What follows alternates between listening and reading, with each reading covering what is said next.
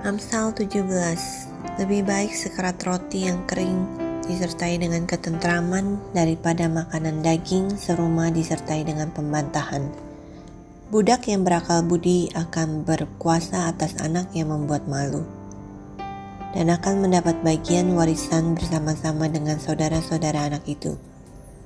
Kui adalah untuk melebur perak dan perapian untuk melebur emas. Tetapi Tuhanlah yang menguji hati. Orang yang berbuat jahat memperhatikan bibir jahat. Seorang pendusta memberi telinga kepada lidah yang mencelakakan. Siapa mengolok-olok orang miskin menghina penciptanya. Siapa gembira karena suatu kecelakaan tidak akan luput dari hukuman. Mahkota orang-orang tua adalah anak cucu, dan kehormatan anak-anak ialah nenek moyang mereka. Orang bebal tidak layak mengucapkan kata-kata yang bagus, apalagi orang mulia mengucapkan kata-kata dusta. Hadiah suapan adalah seperti mestika di mata yang memberinya. Kemana juga ia memalingkan muka, ia beruntung. Siapa menutupi pelanggaran mengejar kasih, tapi siapa membangkit-bangkit perkara menceraikan sahabat yang karib. Suatu hardikan lebih masuk pada orang berpengertian daripada 100 pukulan pada orang bebal. Orang durhaka hanya mencari kejahatan, tetapi terhadap dia akan disuruh utusan yang kejam. Lebih baik berjumpa dengan beruang betina yang kehilangan anak daripada dengan orang bebal dengan kebodohannya. Siapa membalas kebaikan dengan kejahatan, kejahatan tidak akan menghindar dari rumahnya. Memulai pertengkaran adalah seperti membuka jalan air. Jadi undurlah sebelum pembantahan mulai. Membenarkan orang fasik dan mempersalahkan orang benar, kedua-duanya adalah kekejian bagi Tuhan.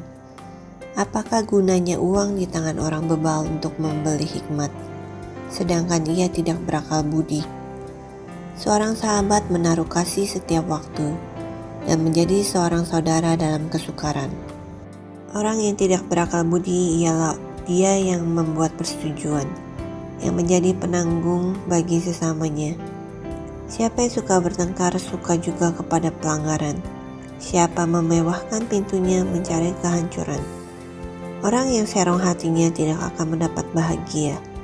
Orang yang memutar-mutar lidahnya akan jatuh ke dalam celaka. Siapa mendapat anak yang bebal mendapat duka, dan orang bodoh tidak akan bersuka cita. Hati yang gembira adalah obat yang manjur, tetapi semangat yang patah mengeringkan tulang. Orang fasik menerima hadiah suapan dari pundi-pundi untuk membelokkan jalan hukum.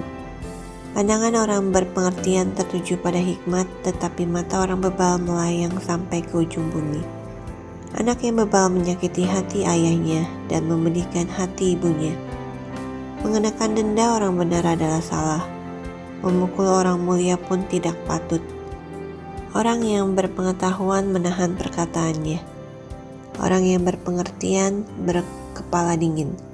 Juga orang bodoh akan disangka bijak kalau ia berdiam diri, dan disangka berpengertian kalau ia mengatupkan bibirnya. Amsal 18. Orang yang menyendiri mencari keinginannya. Amarahnya meledak terhadap setiap pertimbangan. Orang bebal tidak suka kepada pengertian, hanya suka membeberkan isi hatinya. Bila kefasikan datang, datanglah juga penghinaan dan cela disertai cemooh.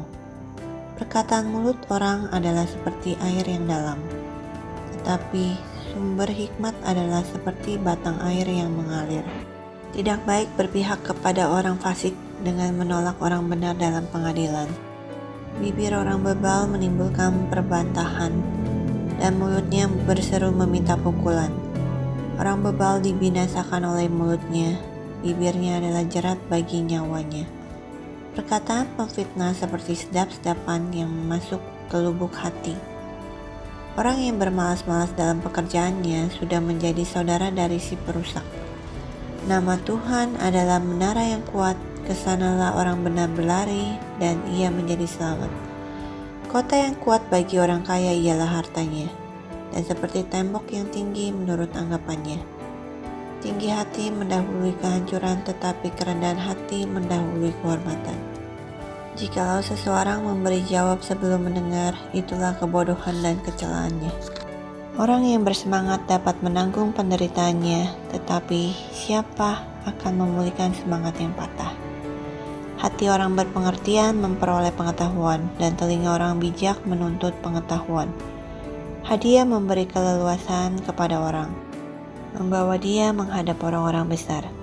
Pembicara pertama dalam suatu pertikaian nampaknya benar. Lalu datanglah orang lain dan menyelidiki perkaranya. Undian mengakhiri pertengkaran dan menyelesaikan persoalan antara orang-orang berkuasa. Saudara yang dikhianati lebih sulit dihampiri daripada kota yang kuat. Dan pertengkaran adalah seperti palang gapura buah puri. Perut orang dikenyangkan oleh hasil mulutnya. Ia dikenyangkan oleh hasil bibirnya. Hidup dan mati dikuasai lidah. Siapa suka menggemakannya akan memakan buahnya. Siapa mendapat istri mendapat sesuatu yang baik, dan ia dikenan Tuhan. Orang miskin berbicara dengan memohon-mohon, tetapi orang kaya menjawab dengan kasar. Ada teman yang mendatangkan kecelakaan, tetapi ada juga sahabat yang lebih karib daripada seorang saudara.